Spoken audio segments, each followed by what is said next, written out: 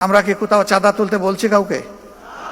বলি নাই। আমরা নিজেরাও কারো কাছে চাঁদা চাইনি। এবার যাদের ব্যাংক ব্যালেন্স আছে ওখানে হাত দিতে হবে। এটা আপনার না, এটা আল্লাহ তাআলার। ওখান থেকে আগে কত বিনিয়োগ করবেন তাড়াতাড়ি সিদ্ধান্ত নেন। তবে আমার অভিজ্ঞতা হচ্ছে আমাদের গরিব ভাইয়েরাই ধনী।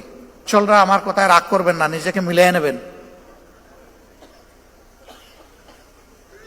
মাসে যিনি 5,000 টাকা, 10,000 টাকা, 15,000 টাকা বেতন পান, তারা কঠিন দিনগুলোতে 5, 10, 15,000-এর পুরোটাই দিয়ে দিয়েছে। কিন্তু আমাদের সচ্ছল ভাইয়েরা চিন্তা করেছেন, আমার তো এক মাসে 1 কোটি টাকা, আচ্ছা কত দিলে সবার চাইতে বেশি হবে? আপনি সবার সাথে কম্পিটিশন করতে গেলেন কেন? আল্লাহ আপনাকে যে নিয়ামত দিয়েছেন আপনি আপনার সাথে কম্পিটিশন করেন। তাইলে তো আপনি নিজের উপরে ইনসাফ করতে পারবেন। বড় বড় ব্যবসায়ীরা আমাদের কাছে টাকার বস্তা নিয়ে এসেছে 5 তারিখের পরে, যারা এতদিন কেউ আমাদের নাম সহ্য করতে পারতো না, কেউ ওপেন প্লেসে গালিগালাজ করেছে, কেউ স্বৈরাচারকে সরাসরি সহযোগিতা করেছে, তারাও কেউ কেউ এসেছে, বিভিন্ন কায়দায় এসেছে। কিন্তু আমরা ওই দিকে ফিরে তাকাইনি ভাই। আমরা ওই দিকে তাকালে আমাদের রুহানিয়ত ধ্বংস হয়ে যেত। আঠালের মতো লেগেছিল কেউ কেউ 1 কাপ চা খাওয়ার দাওয়াত। যখন সাড়া দিতে পারলাম না বলে যে 5টা মিনিটের জন্য আসবো উনার বাসায় যদি 1 কাপ চা খাইতে পারি, এটাও সাড়া দিতে পারলাম না। তারপরে বিশাল এক অ্যামাউন্টের প্রস্তাব দিয়ে পাঠাই দিস। আল্লাহু আকবার। এই ক্ষেত্রে আল্লাহ তাআলাকে ভয় করেছি এবং ধৈর্য ধরার চেষ্টা করেছি।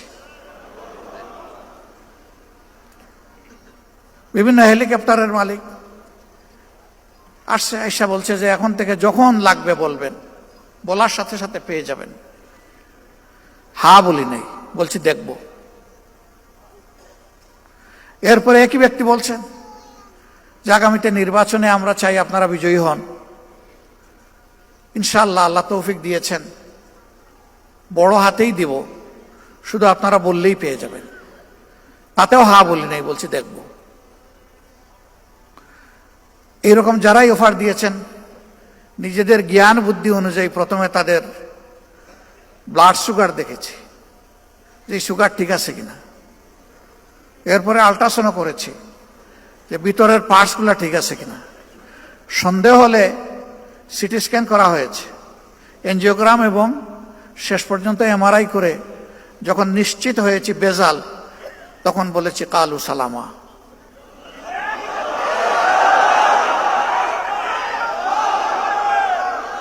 আমরা বিশ্বাস করি ইমানদারদের, যারা ইমানদার তাদের আন্তরিক দোয়া ইনশাআল্লাহ আমাদের সকল ঘাটতি পূরণ করে দেবে ইনশাআল্লাহ। স্বচক্ষে এগুলা দেখা যাচ্ছে। তো